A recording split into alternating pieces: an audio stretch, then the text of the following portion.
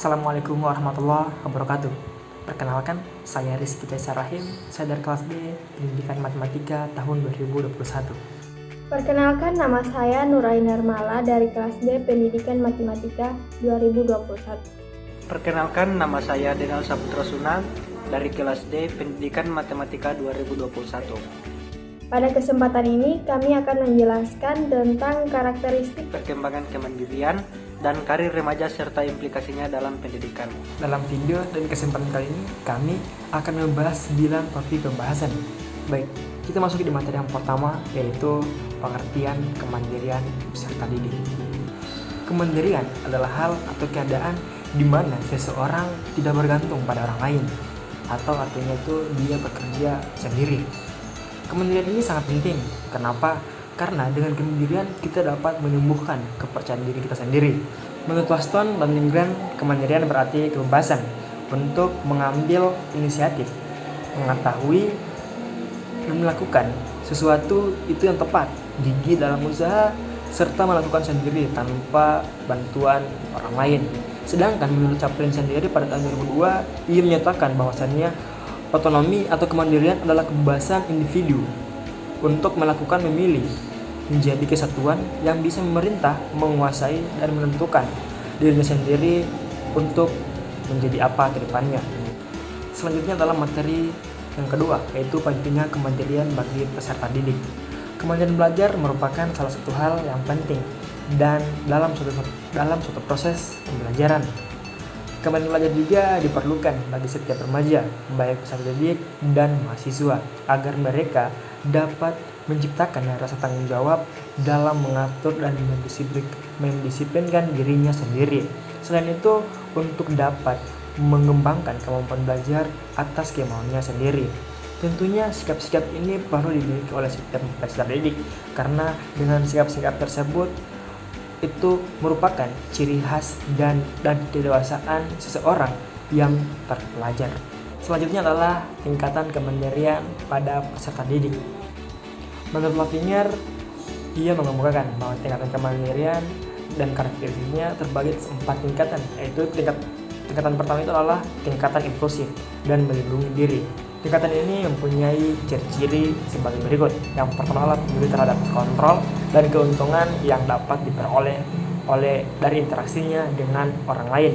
Itu adalah mengikuti aturan secara spontanistik dan hedonistik, berpikir tidak logis dan tertekun pada cara berpikir tertentu. Cenderung melihat kehidupan sebagai zero-sum games, serta cenderung menyalahkan dan mencela orang lain serta lingkungannya. Tingkatan kedua adalah konformistik dengan ciri-ciri sebagai berikut. Yang pertama adalah peduli terhadap penampilan diri dan penerimaan sosial, cenderung berpikir strategis dan wise, peduli akan konformitas terhadap aturan eksternal, bertindak dengan motif yang dangkal untuk memperoleh pujian, menyamakan diri dalam ekspresi emosi dan kurangnya introspeksi diri sendiri. Tingkatan ketiga yaitu adalah tingkat sadar diri dengan ciri-ciri yang pertama adalah mampu berpikir alternatif, melihat harapan dan berbagai kemungkinan dalam situasi. Selanjutnya adalah tingkatan keempat, atau tingkat terakhir adalah tingkat seksama, yaitu konsientis. Yang ciri-ciri yang pertama bertindak atas dasar nilai internal, sadar akan tanggung jawab, mampu melakukan kritik dan penilaian diri, memiliki tujuan jangka panjang, berpikir lebih kompleks dan atas dasar pada analisis. Materi selanjutnya akan dilanjutkan oleh rekan saya. Baik, di sini saya akan melanjutkan materi yaitu perkembangan kemandirian peserta didik dan implikasinya bagi pendidikan. Kemandirian adalah kecakapan yang berkembang secara tentang kehidupan individu yang sangat dipengaruhi oleh faktor-faktor pengalaman dan pendidikan. Oleh sebab itu, pendidikan di sekolah perlu melakukan upaya-upaya pengembangan kemandirian peserta didik. Di antaranya yaitu yang pertama, mengembangkan proses belajar mengajar yang demokratis, yang memungkinkan anak merasa dihargai. Yang kedua, mendorong anak untuk berpartisipasi aktif dalam pengambilan keputusan dan dalam berbagai kegiatan sekolah. Yang ketiga, memberi kebebasan kepada anak untuk mengeksplorasi lingkungan dan mendorong rasa ingin tahu mereka.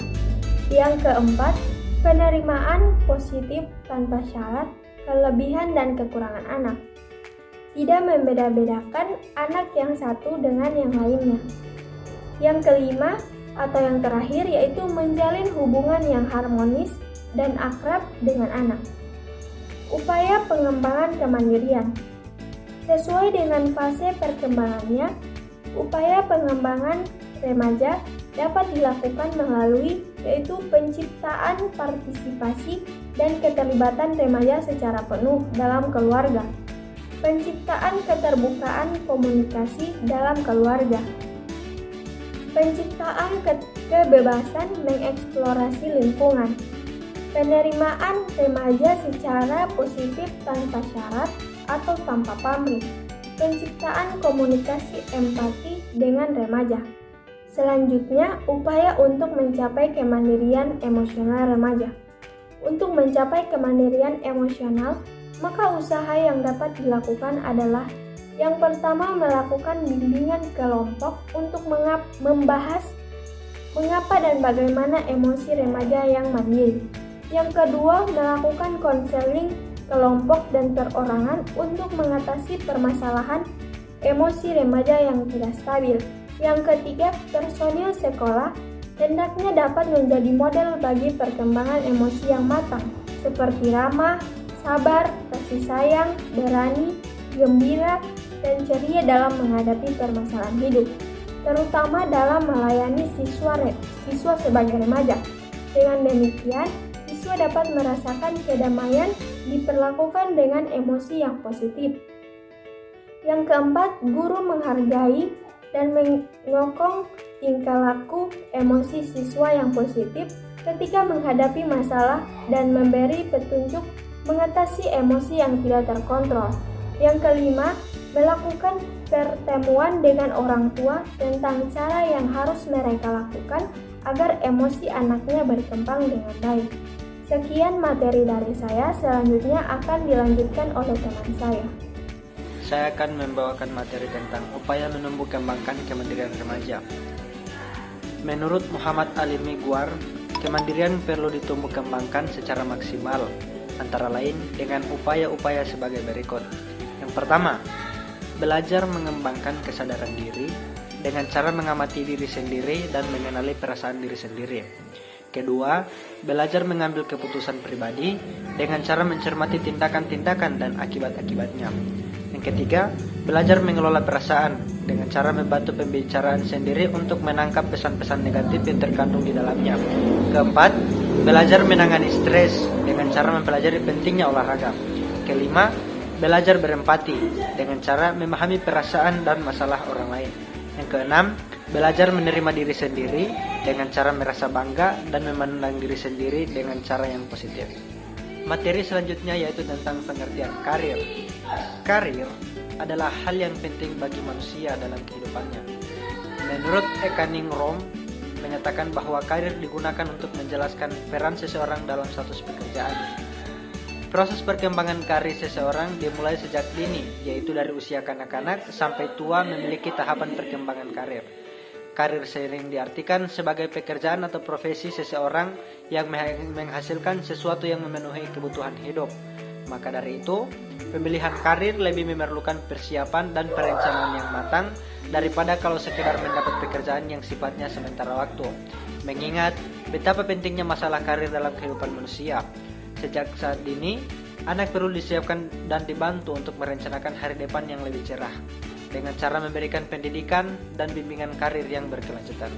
Materi yang terakhir dari saya ialah orientasi karir pada anak remaja. Pendekatan karir bagi anak dan remaja bukanlah proses di mana anak dibentuk menjadi seseorang yang khusus menggeluti salah satu bidang, seperti bagaimana menjadi seorang insinyur, dokter, ataupun petani. Tapi, orientasi karir pada anak remaja merupakan tahap di mana anak dan remaja diperkenalkan dengan dunia yang akan digelutinya kelak.